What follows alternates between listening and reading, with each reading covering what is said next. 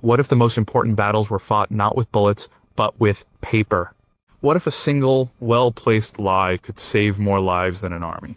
For decades, the true stories of the Second World War were locked away in dusty archives, stamped with words like top secret and eyes only. We were told a story of generals and soldiers, of grand strategies and famous battles. But that was not the whole story. Not even close. Now, those files are being opened. The ink is faded, the paper is brittle, but the secrets are as powerful as ever. They tell of ghost armies that fooled the enemy, of dead men recruited for one last mission, of spies who were actors and actors who were spies. They reveal a hidden war, a war of whispers and deception, of brilliant minds and audacious gambles. These documents are not just historical records. They are puzzle pieces from a different version of the past. Is a version where a handful of people in a quiet room could change the course of history. How much of what we believe about the war is wrong, and what other secrets are still waiting to be found. Number 20, could a dead man win a war? The document itself was a plan. It was called Operation Mincemeat, but it started with an idea from a different file, a memo known as the Trout Memo. This earlier document, written in 1939, was a list of 54 possible deception tactics. It was compiled by Admiral John Godfrey, the Director of Naval Intelligence. His personal assistant, a young officer named Ian Fleming, likely had a hand in it. Yes, that Ian Fleming. The memo's 28th suggestion was chillingly simple. It proposed dressing a corpse in an officer's uniform, giving it fake papers, and letting it wash ashore to be found by the enemy. For years, the idea just sat there. It was too macabre, too risky. Then came 1943. The Allies needed to invade Sicily. It was the logical next step in the war in Europe. The problem was the enemy knew it too. Any invasion would be met with a wall of steel. They needed a distraction. They needed to make the enemy look the other way, just for a moment. That's when two intelligence officers, Ewan Montagu from the Royal Navy and Charles Cholmondeley from the Royal Air Force, dusted off the old idea from the Trout Memo. They drafted a new, highly detailed plan. This was the document that became Operation Mincemeat. The plan was audacious. It revolved around creating a completely fictional person. Captain Acting Major William Martin of the Royal Marines.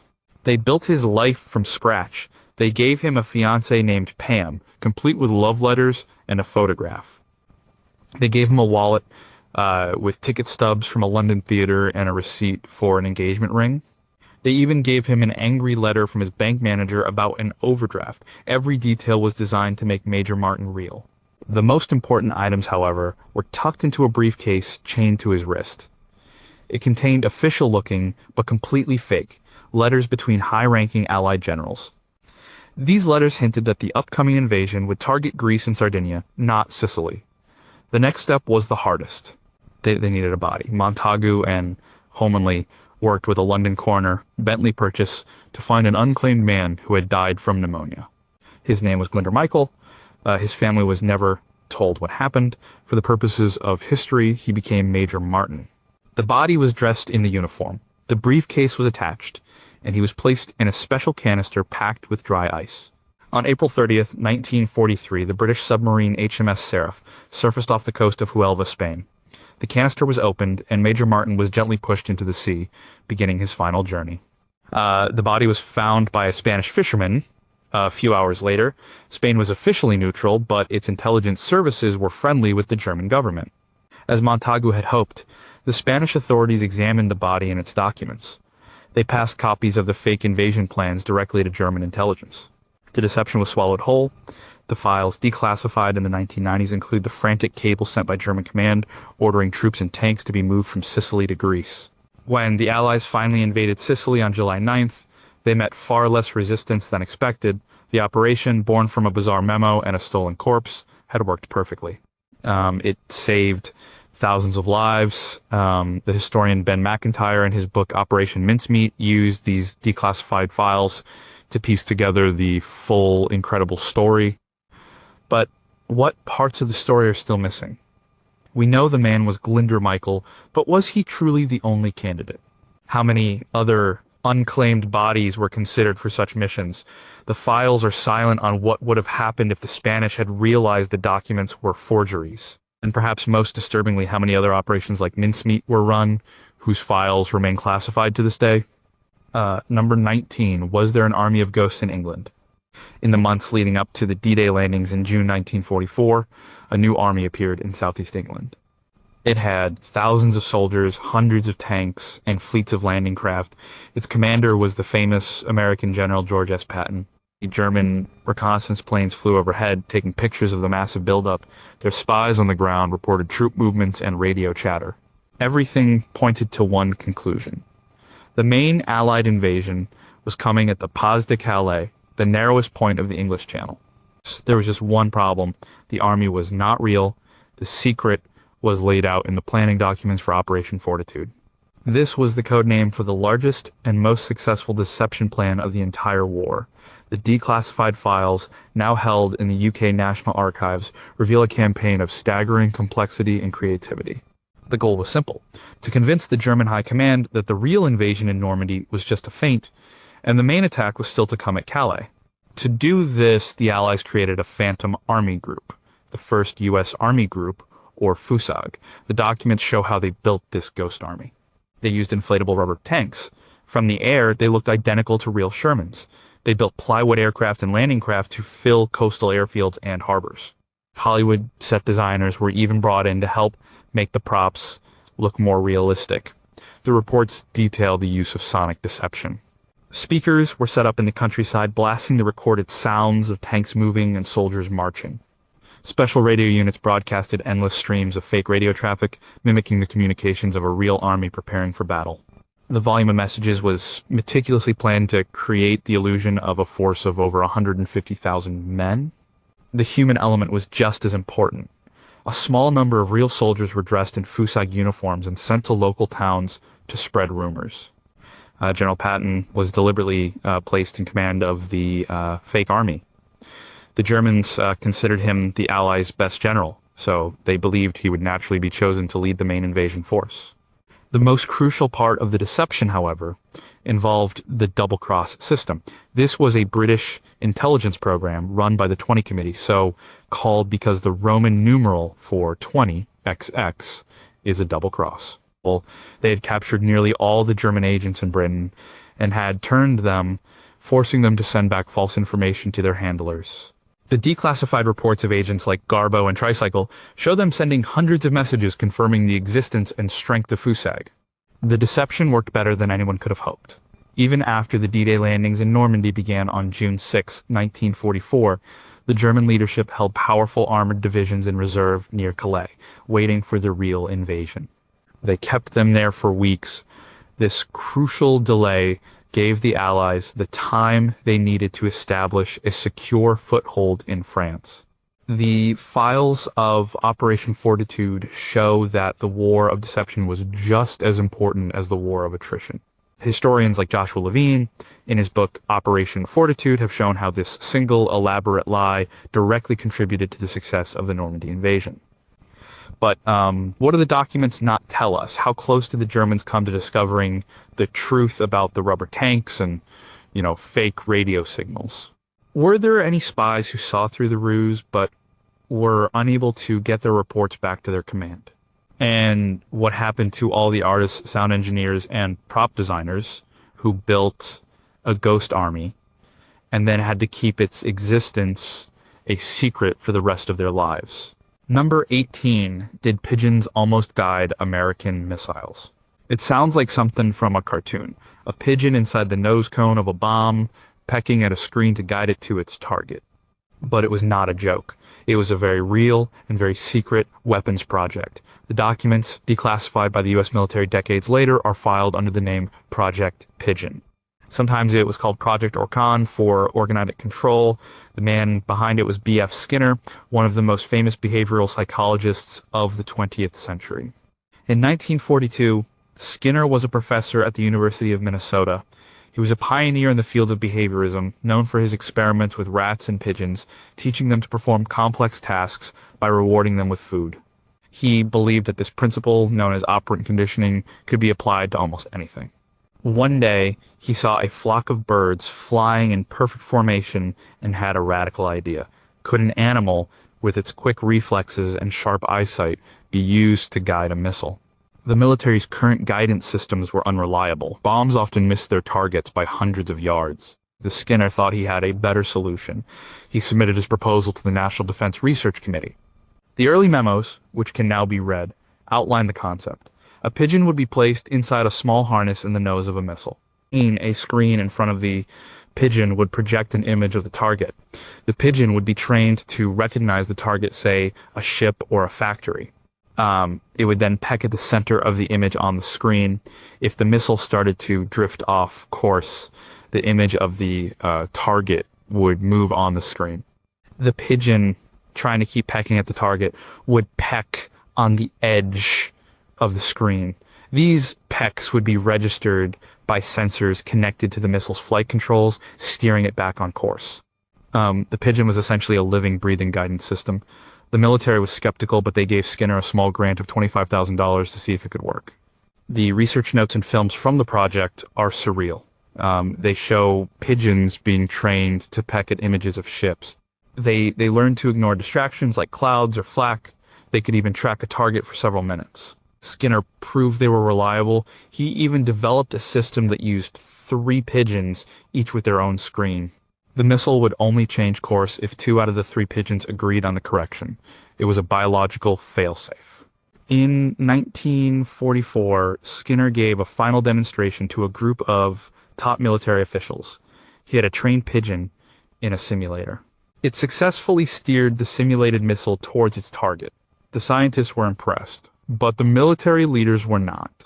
The project was canceled. The official reason stated in the final report was that other, more conventional electronic guidance systems were showing more promise. But there was also a sense that the idea of a pigeon-guided bomb was just too strange, too unbelievable for the military establishment to embrace. Skinner always maintained that Project Pigeon was a success. He wrote about it in an article for the journal American Psychologist in 1960 titled "Pigeons in a Pelican," long after the files were declassified. But what questions linger? How did Skinner and his team feel, knowing their bizarre but functional system was rejected? Were there other, even stranger, animal-based weapon systems proposed during the war that were never even funded? And most importantly, what was the fate of the pigeons who were trained for a mission they would never fly? Number 17, how did a famous singer become a spy? Josephine Baker was one of the biggest stars in the world.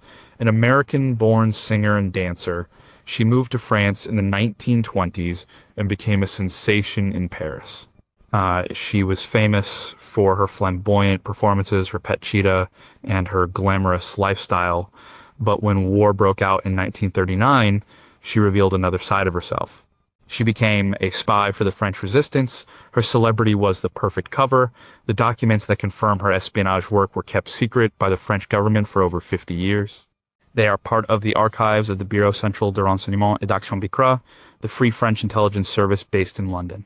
The files, including reports from her handler Jacques Abte, show that Baker was recruited in the autumn of 1939. She was a passionate patriot of her adopted country and was eager to help. Her first role was as an honorable correspondent. She used her fame to attend parties at embassies and high society gatherings. She would listen to conversations and report any useful information she overheard about troop movements or political opinions. Her most ingenious trick involved her sheet music. When she traveled, she would carry stacks of it. Tucked within the musical scores, written in invisible ink, were secret messages. She carried reports on German airfields, harbors, and troop concentrations across neutral countries like Portugal and Spain. Some border guards and officials, often starstruck, rarely bothered to inspect her luggage too closely, as she told a friend, who would suspect a singer of carrying military secrets? The declassified reports detail her missions in North Africa in 1941. Under the cover of a performance tour, she worked to gather intelligence for the Allies ahead of Operation Torch, the invasion of French North Africa. She smuggled information that helped identify local officials who were loyal to the Free French and those who were not. It was dangerous work. She fell seriously ill during this period and spent nearly 2 years recovering in a clinic in Casablanca. But even from her hospital bed, she continued to act as a go-between for resistance contacts. After the war, her contributions were officially recognized, though not publicly celebrated. She was awarded the Croix de Guerre and the Rosette de la Resistance by the French government. In 2021, she was inducted into the Pantheon in Paris, France's highest honor, becoming the first black woman to receive it. The decision was based heavily on the now public records of her wartime service. The book Josephine the Hungry Heart by Jean-Claude Baker and Chris Chase draws on many of these records and personal interviews to paint a full picture of her double life. But even with the files open, there are still mysteries. How many close calls did she have? Were there moments when her cover was nearly blown? The official reports are dry and factual, but they do not capture the fear and adrenaline of her missions. What specific pieces of information that she smuggled out had the greatest impact on Allied strategy? And did her fame ever put her in more danger than it protected her from? Number 16, who sent the world's most important anonymous tip? In early November 1939, the British naval attaché in Oslo, Norway, received a strange anonymous letter. It was postmarked from Oslo and written in German. The author claimed to be a well-wishing German scientist who wanted to help Britain. He wrote that the German war effort was developing a number of advanced new weapons, and he could provide the details. He instructed the attaché to signal his interest by slightly altering a regular BBC World Service broadcast in German. If the change was made, he would send a full report. The British were flooded with crank letters and false information, so they were skeptical. But something about this one felt different. The decision was made to make the requested change to the broadcast. A few days later, a parcel arrived at the Oslo embassy. Inside was a small electronic device, which turned out to be a prototype for a new type of proximity fuse for anti-aircraft shells. Also inside was a typewritten manuscript several pages long. This document became known as the Oslo Report. Its contents were electrifying. The declassified report, now available at the UK's National Archives under the file number AIR 42572, reads like a science fiction novel. It provided a comprehensive overview of Germany's most advanced and secret military technology. It described their two main radar systems, giving details on their range and operating frequencies. It discussed their work on pilotless aircraft and remote-controlled glider bombs. It mentioned the development of long-range rockets at a secret research facility in a place called Peenemünde. It even described their acoustic torpedoes, which could home in on the sound of a ship's propellers. At first, British intelligence was divided. Some, like the brilliant scientist R.V. Jones, who was then a young intelligence officer, believed the report was genuine and of immense importance.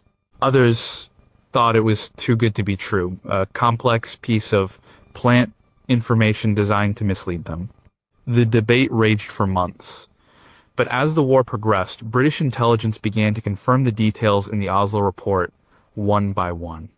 The information on radar was particularly crucial. It helped them develop countermeasures like dropping strips of aluminum foil known as window or shaft to confuse German radar operators. The mention of Peenemünde eventually led to reconnaissance flights that confirmed the existence of the V-2 rocket program, which was then targeted by Allied bombers. The Oslo report was arguably the single most important intelligence leak of the entire war. It gave the Allies a priceless roadmap to their enemies' technological secrets. The identity of the author remained a complete mystery for decades. After the war, R.V. Jones spent years trying to find him. The prime suspect is now believed to be Hans Ferdinand Mayer, a German physicist and director at the Siemens Company. He had business connections in Norway and access to the kind of high-level information contained in the report. But he never publicly admitted it, and he died in 1980. The evidence presented in books like R.V. Jones's own memoir, Most Secret War, is compelling but circumstantial. So, what do we still not know for sure? Was Hans Ferdinand Mayer really the author, or was it someone else, a person lost to history? Did he act alone, or was he part of a wider conspiracy of anti-government scientists within Germany? And the most tantalizing question of all, are there other similar reports that were received by Allied intelligence which were dismissed as fakes and left to gather dust in an archive, their vital secrets never acted upon? Number 15. Could an entire nation's economy be brought down by paper? The plan was codenamed Operation Bernhard. It was not a military operation in the traditional sense. It did not involve soldiers or tanks. Its weapons were printing presses, ink, and paper. The goal was simple and devastating: to forge millions of British pound notes, flood the world market with them, and trigger a catastrophic hyperinflation that would destroy the British economy from within. It was a form of economic warfare on a scale never seen before. The declassified documents about Operation Bernhard come from multiple sources, including the Bank of England's own archives and post-war interrogation reports of those involved. The plan was authorized in 1942. A special unit was set up in a secure block at a concentration camp. The prisoners in this unit were carefully selected for their skills. They were professional printers, engravers, artists, and bankers. They were given better food and living conditions than other prisoners because their work was considered vital to the German war effort. The task they were given was immense. The British pound note of that era was one of the most complex currencies in the world.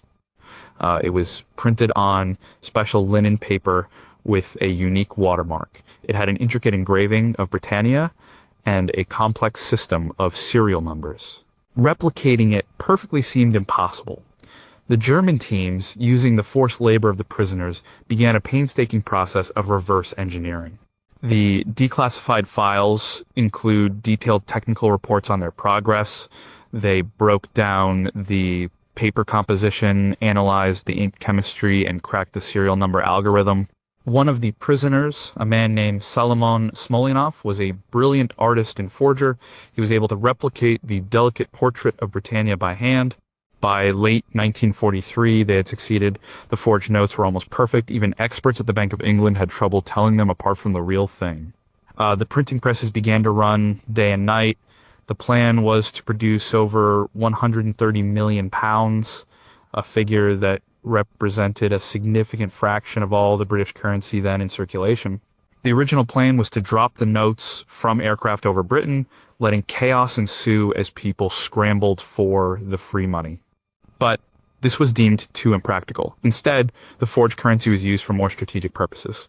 The primary use was to fund the German intelligence services. The fake pounds were used to pay spies, purchase black market goods, and finance secret operations across Europe. The most famous case involved an agent in Turkey, codenamed Cicero, who was paid over £300,000 in forged notes for stealing top-secret documents from the British ambassador. The story of Operation Bernhard was first brought to a wider audience by the 2007 film The Counterfeiters, which was based on the memoir of one of the surviving prisoners, Adolf Berger.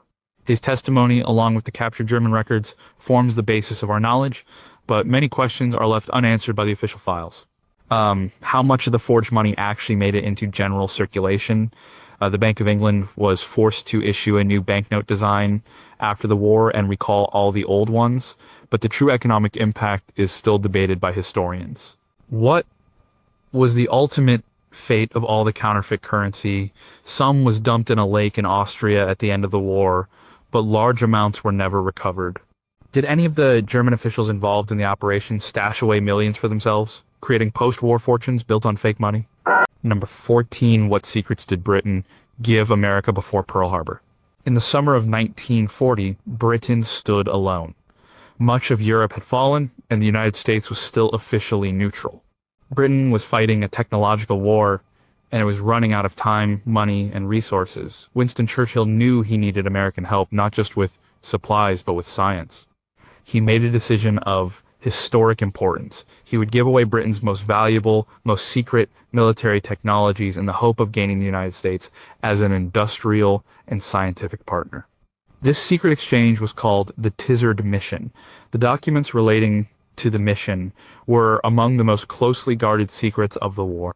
They detail the contents of a single black metal box, officially referred to as No 19 Black Box, or sometimes the Tizard Mission's treasure chest. In August 1940, a team of British scientists and engineers led by Sir Henry Tizard boarded a ship for a secret journey to Washington, D.C. They carried this box with them. Inside was the crown jewels of British military science. The declassified manifest of the box is staggering. It included the complete plans and a working prototype of the cavity magnetron. This device was a revolutionary breakthrough in radar technology. It could generate powerful microwave pulses, allowing for radar sets that were small enough to be installed in aircraft but powerful enough to detect the periscope of a submarine. It was, as one American historian later called it, the most valuable cargo ever brought to our shores. American scientists at the time were years behind in this specific area. The cavity magnetron transformed their research overnight and was essential for developing the advanced radar systems that helped win the Battle of the Atlantic and the air war over Europe and the Pacific. But there was more. The box also contained blueprints for Britain's new jet engine, designed by Frank Whittle.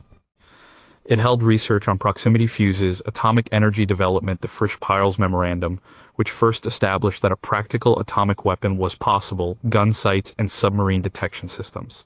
It was a complete portfolio of a nation's defense science. The Tizard mission was a gamble. Churchill was giving away technology that Britain could have kept for itself or sold. But he was playing a long game. The American scientists and military leaders were stunned by the generosity and sophistication of the British research. The mission led directly to the creation of the MIT Radiation Laboratory, which became the center of Allied radar development. It fostered a level of scientific collaboration between the two nations that was unprecedented. The details of the mission remained secret for many years. The book The Tizard Mission by David Zimmerman, based on the declassified British and American files, provides the most comprehensive account of this pivotal event. It argues that this free exchange of information was as important as any single battle in determining the war's outcome. Yet, some questions persist. Was there any technology that the British deliberately held back from the Americans? The files are a record of what was shared, but not necessarily what wasn't. How much internal resistance was there in Britain to the idea of giving away such vital secrets for free? And what would have happened if the ship carrying Tizard and his black box had been sunk by a German U-boat on its journey across the Atlantic? Number 13, how did one man create an entire network of fake spies? His name was Juan Pujol Garcia. He was a chicken farmer from Barcelona, Spain. He had a deep hatred of the authoritarian regimes in Europe, but he was also a man who had failed at almost everything he had ever tried. Yet, during the war, he became the most successful double agent in history. His code name was Garbo, because the British thought his acting skills were worthy of the famous movie star. He single-handedly invented a network of 27 fictional sub-agents and used them to feed a constant stream of misinformation to the German High Command. The MI5 files on Agent Garbo were declassified in the 1990s and are some of the most extraordinary documents in the history of espionage. They tell the story of a man who initially was rejected by British intelligence. In 1941, Pujol decided he wanted to be a British spy. He approached the British embassy in Madrid and was politely turned away. Undeterred, he decided to become a German spy first, with the secret intention of betraying them. He created a fake persona as a fanatically pro-German government official and convinced the German intelligence service in Madrid to recruit him. They gave him a crash course in spycraft, some money, and a bottle of invisible ink, and sent him to England. Pujol never went to England. He moved to Lisbon, Portugal, and began to invent his spy network. Using a blue guide to Britain, a dictionary of military terms, and newsreels he saw in the cinema, he started writing his reports. He created a cast of characters for his network. There was a disgruntled Venezuelan student, a Welsh nationalist, who led a group of anti-communist fanatics, a Gibraltarian waiter, a British army officer. None of them were real. His early reports were a mix of plausible-sounding details and complete fiction, often containing errors that a real agent in Britain would never make. For example, he reported that men in Glasgow did anything for a litre of wine, not realizing the Scottish were primarily beer and whiskey drinkers. But the Germans, impressed by his enthusiasm, believed him. British intelligence, meanwhile, was intercepting the German communications and was mystified by these reports from a highly rated German agent in Britain who they knew did not exist. After Pujol made contact with the Americans who passed him to the British, they finally realized what was happening. In 1942, they brought him to London. There, with the help of an MI5 case officer named Thomas Harris, they transformed his amateur operation into the most sophisticated deception machine of the war. They helped him expand his fictional network and made his reports more believable. They would even publish news of minor real events like a small factory explosion to correspond with a sabotage report from one of Garbo's imaginary agents, boosting his credibility. Garbo's greatest contribution came as part of Operation Fortitude, the deception plan for the D-Day landings. The declassified radio traffic shows Garbo and his network sending hundreds of messages to the Germans. They reported on the buildup of the fictional 1st U.S. Army Group under General Patton. His messages were the primary source of human intelligence that convinced the German leadership that the Normandy landings were a diversion. His German handlers believed him so completely that, even 2 days after D-Day, they sent him a message urging him to stay vigilant for the main invasion at Calais. For his services to the German war effort, he was awarded the Iron Cross. For his real services, he was made a member of the Order of the British Empire. He is one of the very few people to receive high honors from both sides of the conflict. The full story is told in the book Agent Garbo by Stefan Talty, which relies heavily on the MI5 files. But the files leave gaps in the story. How much of Garbo's success was due to his own innate genius for deception, and how much was due to the careful management of his MI5 case officer. Did the Germans ever have serious doubts about him? And if so, how did he talk his way out of them? And what was it like for one man to live inside a web of 27 different personalities, all of whom existed only in his mind and in secret reports? Word number 12. Did the British have a license to kill? The Special Operations Executive, or SOE, was one of the most secret organizations of the war. It was created in 1940 on the orders of Winston Churchill, and its purpose, as he famously put it, was to set Europe ablaze. The SOE was not a traditional military unit. Its job was to conduct espionage, sabotage, and reconnaissance in occupied Europe. It trained and dispatched agents, both men and women, to work with local resistance groups. Their work was dangerous, clandestine, and often lethal. For decades, the very existence of the SOE was an official secret. Its personnel files and operational records were kept under lock and key. Beginning in the 1990s, these files began to be transferred to the UK National Archives and made public. They provide a chillingly bureaucratic look into the world of state-sanctioned sabotage and assassination. The documents range from training manuals to post-operation reports to psychological assessments of potential agents. One of the most famous sets of SOE files relates to Operation Gunnerside in 1943. This was a mission to destroy the heavy water production facility at the Norsk Hydro plant in Vemork, Norway. Heavy water was a key component in the German atomic research program. The Allies were determined to stop its production. An earlier attempt to land commandos by glider had failed disastrously. The SOE's second attempt was a small, 6-man team of Norwegian commandos trained in Scotland. The operational plan, now declassified, is a model of precision and daring. It details how the team was to parachute into the remote Norwegian wilderness, ski across the plateau, and infiltrate the heavily guarded plant. The post-mission report, written by the team leader Joachim Ronneberg, is a masterpiece of understatement. It describes how they climbed down a steep gorge, crossed a frozen river, and climbed up the other side to avoid the main bridge. They entered the plant through a cable duct, located the heavy water electrolysis chambers, and set their explosive charges with short fuses. They escaped just as the explosives detonated, successfully destroying the equipment and spilling the entire stock of heavy water. They then escaped by skiing over 300 kilometers to neutral Sweden. The mission was a complete success, with no shots fired and no casualties on the SOE team. But the SOE files also reveal a darker side. They contain training manuals on unarmed combat and silent killing.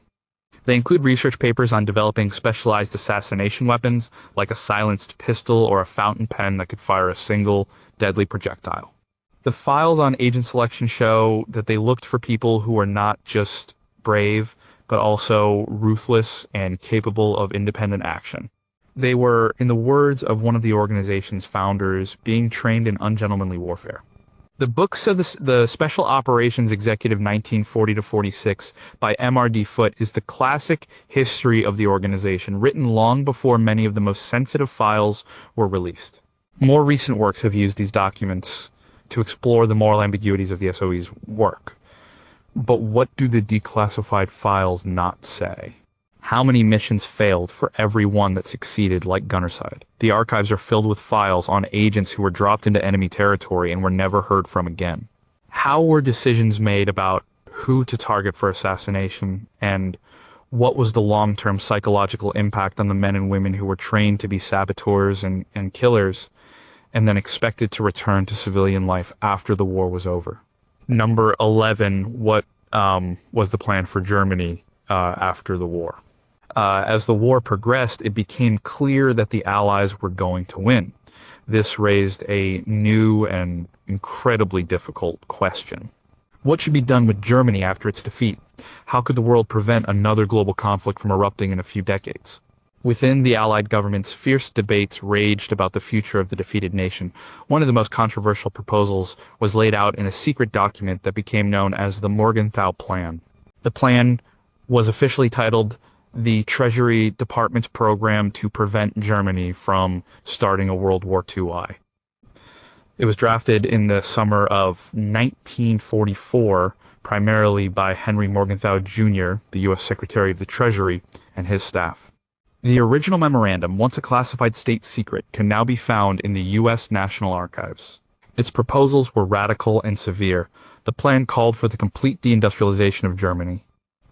It advocated for stripping the country of its key industrial areas like the Ruhr and the Saar, and turning the rest of Germany into a pastoral agricultural nation. The Morgenthau memo argued that Germany's industrial power was the root cause of its military aggression. The only way to ensure lasting peace, it claimed, was to eliminate that power permanently. The plan proposed dividing Germany into two independent states. All heavy industry would be dismantled or destroyed. The education system would be completely controlled by the Allies, and the German people would be told that their collective guilt for the war was a fact. It was a plan for a hard peace, designed to punish and permanently weaken the German state. The plan was secretly presented to President Franklin D. Roosevelt and Prime Minister Winston Churchill at the Quebec Conference in September 1944. Initially, both leaders were receptive to some of its ideas and even signed a version of the memorandum. They were focused on preventing a future war at all costs. However, the plan was leaked to the press.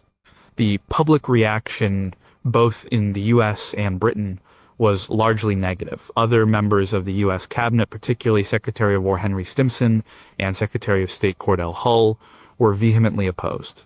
They argued that destroying the German economy would create a vacuum in the heart of Europe, leading to poverty, chaos, and the potential rise of new extremist movements. It would, as they put it, chain the whole continent to a dead body. The German propaganda ministry learned of the leaked plan and used it to great effect. They told the German people and soldiers that the Allies were planning to turn their country into a giant potato patch and enslave them. Historians, like those cited in the U.S. Army's official history series, believe this propaganda stiffened German resistance in the final months of the war. In the end, the Morgenthau Plan was officially abandoned. The post-war policy that was eventually adopted, outlined in documents like the Potsdam Agreement, was still harsh but focused on denazification and demilitarization, not the complete destruction of industry. It was later superseded by the Marshall Plan, which aimed to rebuild, not dismantle, the German economy. But the declassified documents about the Morgenthau Plan raised some unsettling questions. How close did the Allies come to actually implementing this radical vision for post-war Europe? What would the continent look like today if Germany had been turned into a purely agricultural state? And did the leak of the plan and the propaganda it fueled actually prolong the war and cost more lives in the final bitter months of fighting? Number 10, how did the Allies read the enemy's most secret messages? For many years, the story of Allied code-breaking in the Second World War focused almost exclusively on one machine, Enigma. The breaking of the German military's Enigma cipher at Bletchley Park in England was a monumental achievement. But there was another, even more complex cipher. The Germans called it Tunny. It was used for the highest level strategic communications, messages sent directly between the top leaders of the German government and their army commanders in the field. The machine that generated this cipher was the Lorenz SC-42. For decades, the story of how the Allies broke Lorenz was one of Bletchley Park's deepest secrets. The files relating to Tunny, now declassified and held at the UK National Archives in the HW25 series, reveal a story of incredible ingenuity and intellectual brilliance.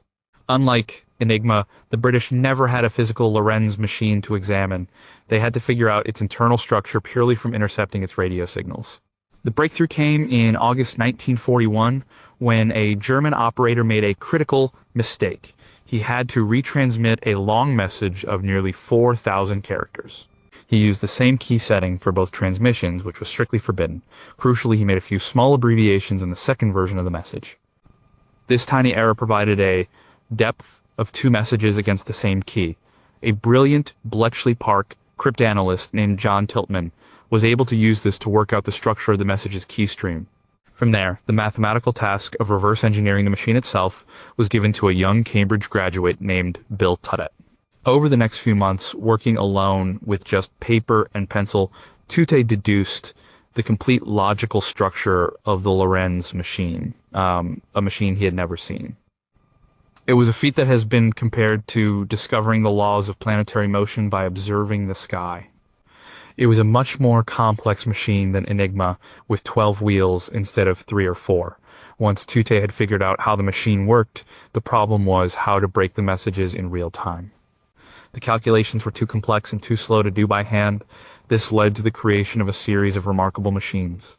The first were called the Heath Robinsons, but they were unreliable. So a brilliant post office engineer named Tommy Flowers was brought in. He proposed a radical new solution, a machine that used a massive number of vacuum tubes, over 1,500 of them. At the time, it was believed that a machine with so many tubes would be constantly breaking down, but Flowers knew how to make it work. The machine he designed and built was called Colossus. Colossus was the world's first programmable digital electronic computer. The first one was operational at Bletchley Park by February 1944. By the end of the war, there were 10. These machines were able to read the Lorentz encrypted traffic almost as it was being sent. This gave Allied commanders, including General Eisenhower, an unprecedented window into the strategic thinking of the German High Command in the run-up to D-Day and beyond.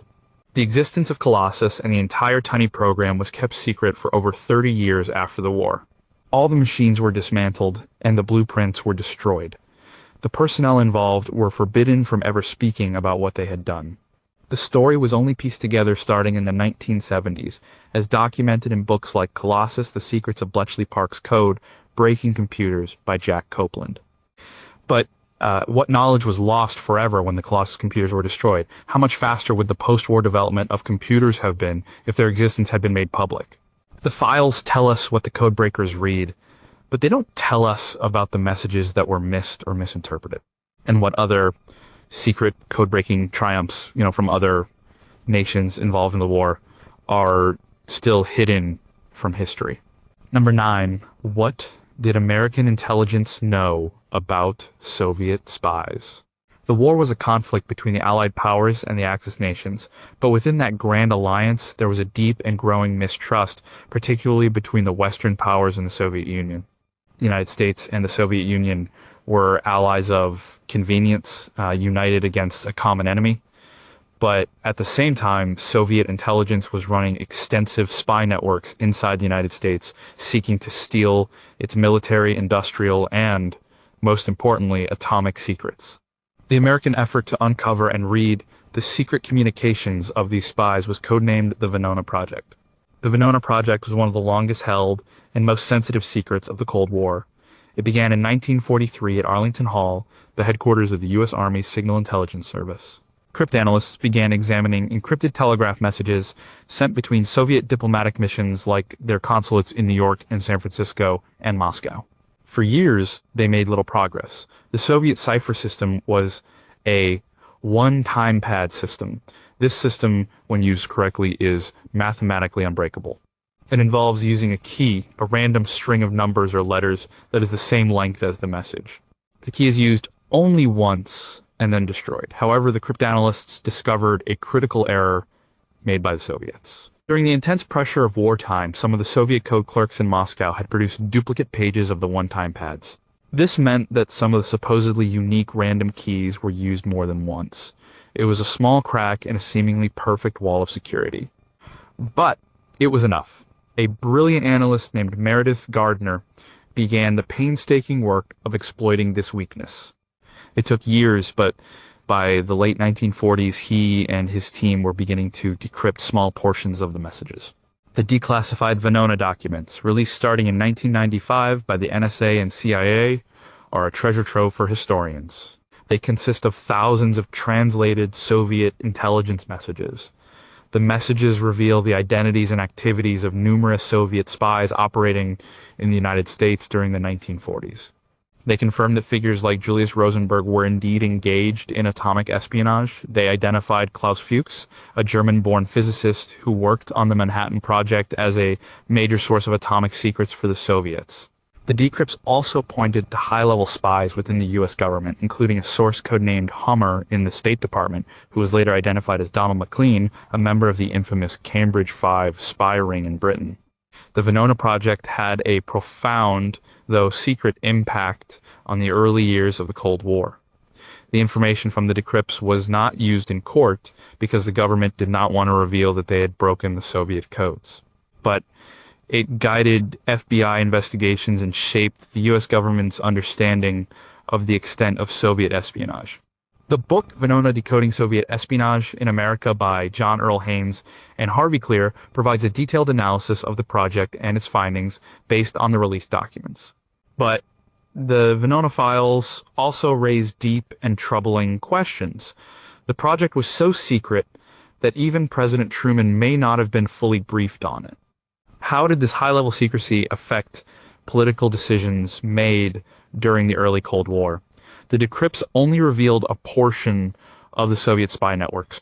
How many other agents were there who were never caught, whose one-time pads were used correctly? And how did the knowledge gained from Venona influence the atmosphere of suspicion and paranoia that characterized the McCarthy era in the United States? Number 8. Who trained the first American spies? Before the Second World War, the United States did not have a centralized foreign intelligence agency. Espionage was something that Americans associated with the old decadent powers of Europe. When the U.S. entered the war, there was a sudden and desperate need for intelligence operatives and covert action specialists. The organization created to fill this gap was the Office of Strategic Services, or OSS. It was the forerunner of the modern CIA. But before the OSS could send agents into the field, it had to train them. And for that, it turned to its allies. Many of the early OSS training manuals and course curricula were top secret.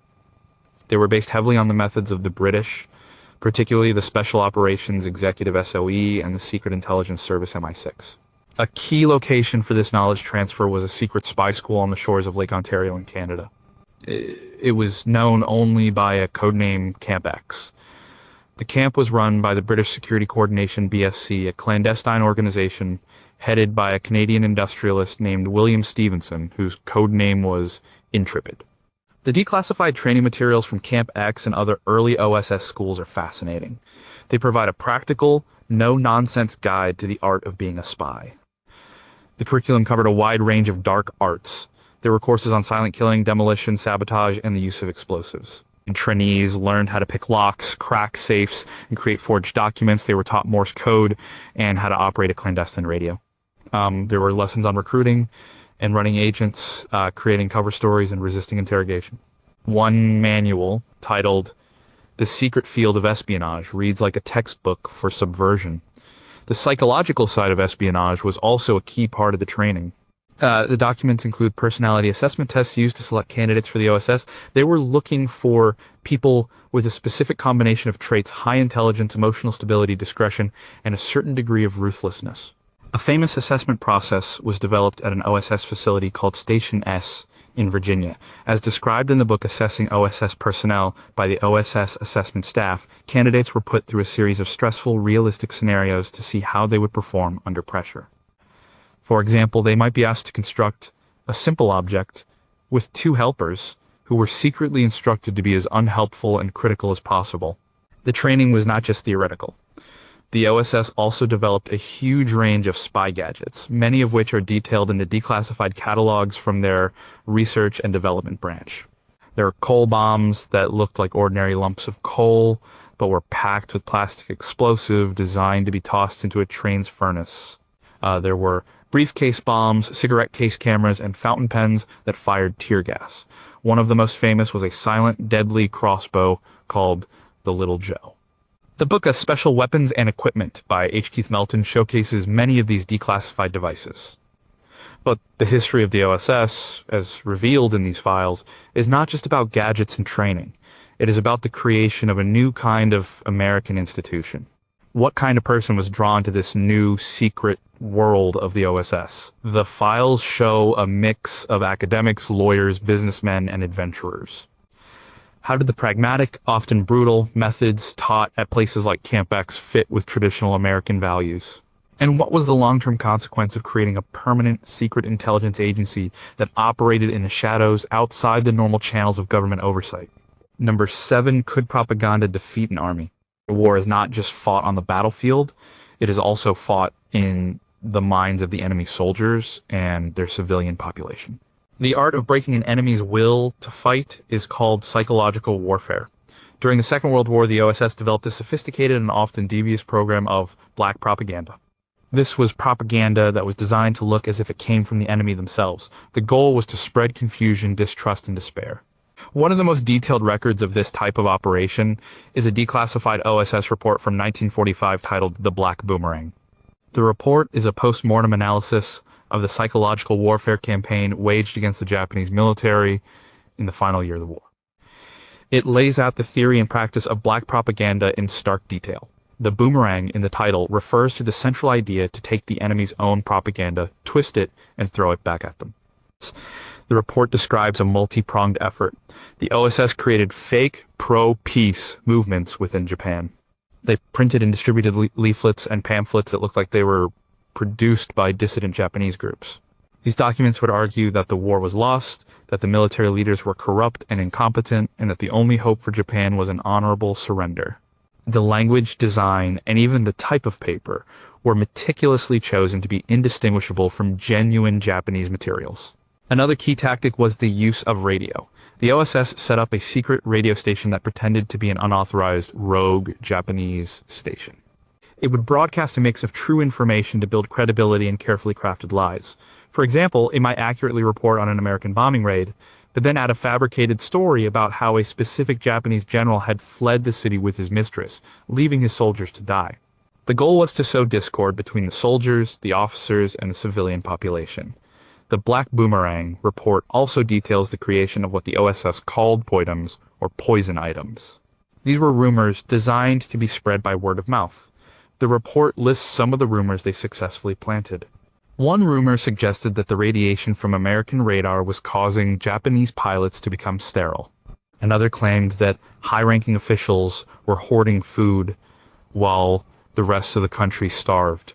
The OSS even created a fake astrological prediction, supposedly from a famous Japanese soothsayer, that foretold doom for the country if the war continued.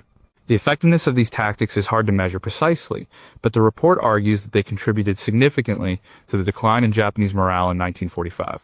This type of work is explored in books like The Clandestine War by Richard Harris Smith, which details the various branches of the OSS. But the declassified report also opens a Pandora's box of ethical questions. Where is the line between military deception and the deliberate manipulation of an entire population with lies? The report is written in a cold, clinical tone, analyzing the effectiveness of different propaganda messages. It does not dwell on the morality of the tactics. How did the OSS personnel who created these lies and rumors justify their work? And what are the long-term consequences when a government becomes proficient in the art of creating and disseminating fake news on a massive scale? Number 6, what was the first report on the atomic bomb? In the spring of 1940, two physicists working in Britain, Otto Frisch and Rudolf Peierls, wrote a 3-page memorandum. It was not a long document. You could read it in a few minutes, but it may have been one of the most important documents of the 20th century. It was the first to state in clear scientific terms that a weapon based on nuclear fission was not just a theoretical possibility, but a practical one. It was, in essence, the birth certificate of the atomic bomb. This document, known as the Frisch-Peierls Memorandum, was immediately classified as top secret. The memorandum was addressed to Sir Henry Tizard, the chairman of the Committee on the Scientific Survey of Air Defense. It was written in 2 parts. The first part, on the construction of a superbomb based on a nuclear chain reaction in uranium, laid out the basic science. Previous calculations had suggested that an atomic bomb would require several tons of uranium, making it too heavy to be carried by any existing aircraft. But Frisch and Peierls had done new calculations. They realized that a specific isotope, uranium-235, was much more fissionable. They calculated that a bomb could be built using only a few pounds of U-235. They wrote that the energy released from a 5-kilogram bomb would be equivalent to several thousand tons of dynamite. The second part of the memo was even more chilling. It was titled Memorandum on the Properties of a Radioactive Super Bomb. Here, Frisch and Peierls moved from physics to the practical and horrifying consequences. They wrote that the bomb would be powerful enough to destroy the center of a large city. But they also warned that the devastation would not end with the blast. They were the first to clearly articulate the concept of radioactive fallout. They wrote, "The radiation from this cloud will be fatal to living beings even at a distance of a mile." They warned that the bomb would produce beta and gamma radiation sufficient to kill everybody within a radius of a mile for a period of many hours. They concluded that, due to the fallout, it is not a weapon which could be used on a battlefield.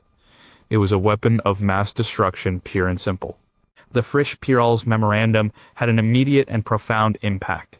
It led directly to the formation of the Maud Committee in Britain, a top-secret group of scientists tasked with investigating the feasibility of an atomic bomb. The committee's final report, issued in 1941, confirmed Frisch and Peierls' findings and urged the government to begin a full-scale development program. This report was shared with the Americans as part of the Tizard mission. It was this British research that galvanized the American effort and led to the creation of the Manhattan Project. The story is detailed in Richard Rhodes's Pulitzer Prize-winning book, The Making of the Atomic Bomb. The memorandum itself was declassified and is now available through various archives, but the document, in its stark clarity, leaves us with haunting questions. Frisch and Peierls were refugees who had fled the rise of totalitarianism in Europe. Their memo was written out of a fear that Germany might develop such a weapon first. How did they feel, as scientists, about unleashing this terrible new power on the world? The memo is remarkably prescient about the dangers of fallout. Why was this aspect of nuclear weapons so often downplayed in the years that followed? And what would have happened if their memo had been ignored, dismissed as the wild speculation of two emigre physicists? Number 5. How did the British spy on their own allies? The British Security Coordination, or BSC, had its headquarters on the 35th and 36th floors of Rockefeller Center in New York City. It had a cover name, the British Passport Control Office, but its real mission was much more than stamping documents. The BSC, under the leadership of William Stevenson, was the central hub for all British intelligence and propaganda activities in the Western Hemisphere. Its primary goal was to bring a reluctant, isolationist United States into the war, and it was willing to use any means necessary to achieve that goal. The files of the BSC, many of which were declassified long after the war, paint a picture of a vast and audacious covert operation. The BSC was not spying on an enemy. It was operating inside the borders of its closest friend and ally. The book The Irregulars by Janet Conant, based on these files, shows how Stevenson's organization engaged in a wide range of clandestine activities. They ran a secret radio station, Rule, which broadcast pro-British propaganda into Latin America. They planted fake stories and forged documents in the American press to discredit isolationist politicians and foster anti-German sentiment. One of the most remarkable operations involved a forgery factory. The BSC created a fake letter, supposedly from the Mexican government, which showed a close relationship with Germany. The letter was leaked to the American press and caused a diplomatic firestorm, pushing public opinion further away from neutrality. The BSC also engaged in political surveillance. They bugged the hotel rooms of suspected German agents and influential American isolationists. They intercepted mail and broke into offices. They worked closely but secretly with sympathetic figures within the U.S. government, including the head of the OSS, William Donovan, and even President Roosevelt himself, who often turned a blind eye to their activities. The BSC also played a key role in counterespionage. They worked with the FBI to identify and neutralize German spy rings in the United States. One of their agents, for example, managed to infiltrate a network that was sending shipping information to German U-boats, leading to the capture of the entire ring. The BSC was also instrumental in setting up Camp X in Canada, the spy school where many American OSS agents received their first training in the arts of espionage and sabotage. In many ways, the BSC was the secret midwife to the birth of the American intelligence community. But the story of the BSC is a complex one. It was an operation by one friendly country to secretly manipulate the political process and public opinion of another. The declassified files show a level of interference that would be considered a major scandal today. How much did President Roosevelt really know about the BSC's dirty tricks? The records are often deliberately vague on this point. What was the true impact of their propaganda campaign? Did it genuinely change the course of American public opinion, or was the country already heading towards war anyway? And what does the story of the BSC tell us about the true nature of alliances where even the closest of friends may feel the need to spy on each other? Number 4, did women make better spies than men? The role of women in the Second World War has often been confined to the home front or to supporting roles in the military. But the declassified files of intelligence agencies like Britain's MI5 and the American OSS tell a different story. Women served as field agents, spy masters, cryptanalysts, and saboteurs. And in some cases, the secret reports on their work suggest that they possess certain advantages over their male counterparts. A fascinating document in the British National Archives is an MI5 report from 1942. Written by a female intelligence officer under the pseudonym Frisbee. The report is a psychological analysis of the suitability of women for secret intelligence work. Frisbee, whose real name was Jane Archer, was one of MI5's most effective agent runners. Her report challenges many of the stereotypes of the time. She argued that women were often better than men at the subtle, patient work of espionage.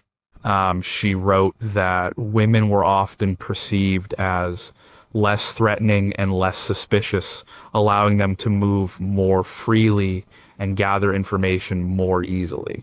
The report also argued that women were often more observant of small details and more adept at understanding human relationships and motivations, which are the currency of espionage. She noted that women were often better at playing a part, a skill essential for any undercover agent. The files of the SOE are filled with examples of women who proved her theories correct. Agents like Virginia Hall, an American with a prosthetic leg who worked for both the SOE and the OSS in France, organized resistance networks and sabotage missions. The German secret police considered her the most dangerous of all Allied spies. Odette Hallows and Violet Sabo became legendary for their bravery as SOE agents, operating behind enemy lines until their capture. The declassified OSS files also show the critical role women played. Julia Child, before she became a famous chef, worked at OSS headquarters, managing the flow of top-secret documents. Elizabeth Friedman was a brilliant cryptanalyst who broke numerous codes used by smugglers and German spies in South America. The Petticoat Panel was an informal group of senior female OSS officers who had significant influence on the organization's policy and operations. But the files also reveal the immense risks these women faced. The casualty rate for female SOE agents in France was significantly higher than for men. The book, A Life in Secrets, by Sarah Helm uses declassified files to tell the story of Vera Atkins, an SOE intelligence officer who, after the war, went on a personal quest to discover the fate of the 12 female agents under her command who had disappeared in German-occupied territory. Her search uncovered stories of incredible courage. But many questions remain. How much resistance was there within these male-dominated intelligence agencies to using women as field agents? Frisbee's report was insightful, but was it influential, or was it largely ignored by the established hierarchy? The official histories often focus on the most famous female agents. How many other women served in secret roles whose stories have been lost because their files remained classified or were destroyed? Number 3, what was the 20 Committee? It was perhaps the most secret committee of the entire war. It had no official power, no budget of its own, and a deliberately bland name. It was called the 20 Committee, or sometimes the XX Committee. The name was a private joke. The Roman numeral for 20 is XX, a double cross. The committee's job was to run the double cross system, the British program for controlling all German spies in Britain. For decades after the war, Its files were considered so sensitive that their existence was denied. The declassified files of the 20 Committee, now held at the UK National Archives, are a masterclass in deception and counter-espionage. They reveal that by 1941, British intelligence, through a combination of captures and voluntary defections, had gained control of every single agent that Germany had sent to Britain. Instead of imprisoning or executing these agents, MI5, under the guidance of the 20 Committee, decided to turn them. And they forced the captured spies to continue sending messages back to their German handlers. But now, the messages contained not real intelligence, but a carefully controlled mixture of truth and lies, all of it designed to mislead the German war effort. The committee itself was a small group chaired by the brilliant Oxford academic J.C. Masterman. Its members came from MI5, MI6, and the military intelligence branches. They would meet every week to review the progress of their double agents and to decide what intelligence each agent should send. The minutes of these meetings, now public, show the incredible complexity of the operation. They had to ensure that the information sent by one agent did not contradict the information sent by another. They had to build up the credibility of their agents by allowing them to send small pieces of genuine but not critically important intelligence. They even had to fake sabotage missions to convince the Germans that their agents were effective. The cast of double agents run by the committee was extraordinary. There was Tricycle, a Yugoslavian playboy who was motivated by money. There was Zigzag, a British petty criminal who had offered his services to the Germans. And, of course, there was Garbo, the Spanish chicken farmer who invented his own fictional spy network. The committee managed every aspect of these agents' lives, writing their radio messages, managing their finances, and creating a believable narrative for their activities. The book The Double Cross System by J.C. Masterman himself, which was a secret report written in 1945 and only declassified and published in 1972, was the first public revelation of the system's existence. The greatest success of the 20 Committee was its role in Operation Fortitude, the D-Day deception.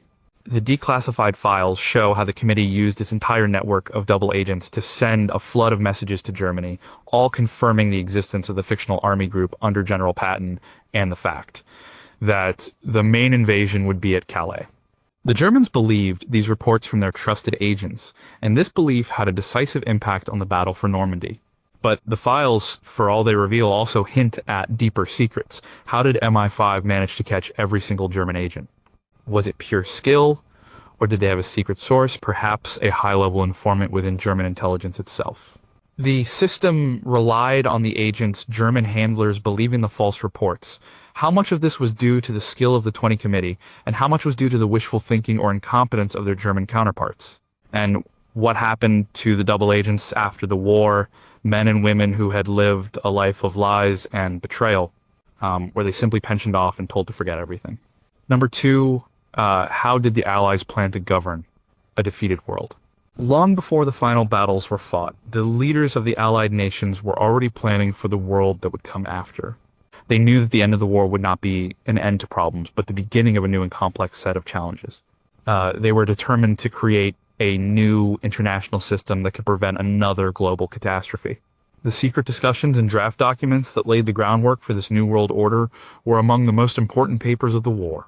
A key set of these documents emerged from the Dumbarton Oaks Conference held in Washington, D.C. in the late summer and early autumn of 1944. Delegations from the United States, the United Kingdom, the Soviet Union, and China met in secret to draft a charter for a new international organization. This organization would eventually become the United Nations. The proposals and minutes from the conference, though initially confidential, are now public records. They provide a fascinating look at the hopes, fears, and political horse trading that shaped the post-war world. The core idea, as laid out in the initial American proposals, was to create an organization that had real power to enforce peace. The previous international body, the League of Nations, had failed because it lacked an enforcement mechanism. The new plan called for a Security Council dominated by the major powers, the Big Four, which would have the authority to impose economic sanctions or even take military action against aggressor states. This was a radical departure from the past. But the declassified records of the conference also show the deep divisions among the Allies. One most contentious issue was the veto power for the permanent members of the Security Council. The Soviet delegation, led by Andrei Gromyko, insisted on an absolute veto. They wanted the power to block any action by the council, even discussions. They were deeply suspicious of the Western powers and feared that the new organization would be used against them. The American and British delegations argued for a more limited veto. The debates were long and often heated. The final compromise, which gave the permanent members a veto over substantive actions but not procedural discussions, was hammered out through weeks of negotiation. The Dumbarton-Oaks proposals formed the basis for the United Nations Charter, which was finalized at the San Francisco Conference in 1945. The documents show that the structure of the post-war world was not an accident. It was the product of deliberate and often difficult design. Historians like Robert C. Hildebrand, in his book Dumbarton-Oaks, The Origins of the United Nations and the Search for Post-War Security, have used these records to show how the final shape of the UN was a compromise between idealistic visions of collective security and the harsh realities of great power politics. But the documents also raise questions that are still relevant today. Did the architects of the UN truly believe that the Security Council could prevent all future wars, or did they see it more as a mechanism for managing conflicts between the great powers? The veto power was a necessary compromise to get the Soviet Union to join, but did it cripple the organization from the very beginning? And how did the wartime planners envision the process of decolonization, which would soon sweep the globe and dramatically change the membership and focus of the very organization they were creating? Number one, are there still secrets we don't know? We have looked at 19 stories, 19 secrets pulled from declassified files. They tell of ghost armies and pigeon-guided bombs, of counterfeit money and atomic science, of celebrity spies and brilliant code breakers. They show a war that was far stranger, more complex, and more intellectually demanding than the simple narrative of battles and beachheads. They prove that a lie could be as powerful as a tank, and a secret memo could change the world. But the most important secret of all may be this: we still do not know the whole story. The process of declassification is slow and selective. Governments do not simply open their archives. They release documents piece by piece, often decades after the events they describe, and they hold some things back. The criteria for what remains classified are often vague: national security, protection of intelligence sources and methods, or avoiding diplomatic embarrassment. The files we have seen are the ones they have decided we are allowed to see. This raises the most fundamental question of all. What are they not showing us? Consider the intelligence agencies themselves. The official histories of organizations like the SOE, the OSS, and MI5 are based on the files that have been released. But what about the operations that were considered so sensitive or so morally ambiguous that their records were deliberately destroyed or are slated to remain classified indefinitely? Every successful operation we know about, like Operation Mincemeat, likely had dozens of failed or aborted cousins whose stories will never be told. Think about the world of code breaking. We know the story of Enigma and Colossus, but cryptography was a global secret war. What were the code-breaking triumphs and failures of the Soviet Union, of Japan, of Italy? Many of their intelligence archives remain closed or were destroyed at the end of the war. Are there entire categories of secret communications that were read by one side or another, which had a decisive impact on the war, that we still know nothing about? And what of the human stories? For every spy whose file has been declassified, like Juan Pujol Garcia, there were hundreds of other agents, informers, and resistance fighters whose names are lost to history. Their contributions were vital, but their stories were never written down, or if they were, they are buried in files that may never be opened. We have the official reports, but we do not have the private diaries, the letters, the unrecorded conversations that would tell us what these people truly thought and felt. The history of the secret war is, by its very nature, a history with huge permanent gaps. The documents we have are like islands of knowledge in a vast ocean of secrecy. So, as we look back at these declassified secrets, the final questions are the most profound. How much of the history we have been taught is incomplete or even wrong, shaped by the secrets that were kept for so long? What other earth-shattering documents are still sitting in a government vault somewhere, waiting for a historian who has not yet been born? And will we ever truly know the full story of the Second World War? Or is the Secret War, by its very nature, a story that can never be fully told?